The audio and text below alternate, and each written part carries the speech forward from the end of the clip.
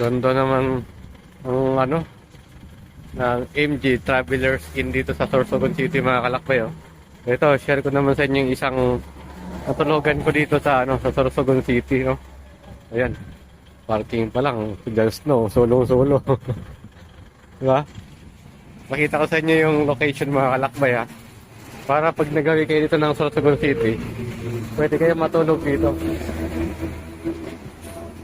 So, MG Travelers Inn. Yan. Yun, no? So, ito yung labas niya, no? Yan, no? Tapos, pag galing ka Manila, doon magagaling mga kalakbay. Sa bypass road to ng Sorsogon City, ha? Puntang Matnog yan. Pag galing ka ng Matnog, ito naman makikita mo. Ayun. Tapos, pwede kayo magluto rito. Meron silang cooking area doon sa dulo. So, gusto nyo makita yung room? Makita natin para malaman nyo. Oh, di ba? May mga halaman pa yan, no? Gusto makita yung room mga kalakbay, oh. Ito yung room ko mga kalakbay, oh. Ito yung room 6 na binigay sa akin, no? So, meron silang isang malaking kama, tsaka maliit. So, dalawahan ko dito. May table na yung mga gamit natin, no? Tapos may TV. In-off ko lang kasi, hinugot ko lang muna. Pero gumagana na yung kanina. Kasi nag-iingay kasi siya. Air condition. Tapos, may sarili CR ba? Siyempre, hindi ko pa na muna tanong. Ito, tanong natin. Yun. So, ito yung CR nila.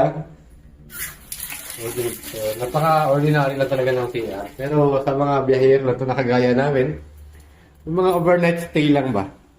So, ito pala. Ang rate dito is 800 ang binigay sa akin ng 12 hours. So, yun. 800 tapos malaki naman. Hindi ka nalagi sa 800 mo dyan, no? Diba?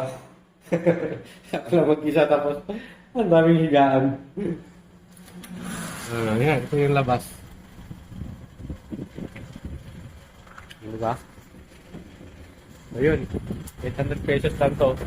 Dito lang kayo sa MG Travelers Inn. Mura-mura na. So, yun yung cooking area nila. Yung nakalagi cooking area eh. So, pwede siguro magluto talaga doon. Meron pa terrace doon. So, ngayon, ang sitwasyon dito sa Sorsogon is maulan. So, maghapon yung ulan. Hindi ako tinampanan ng ulan. Yun lang, sana makatulong sa mga manlalakbay na gustong matulog dito ng makapagpahinga. May malawak na parking tsaka gilid lang to ng kalsada.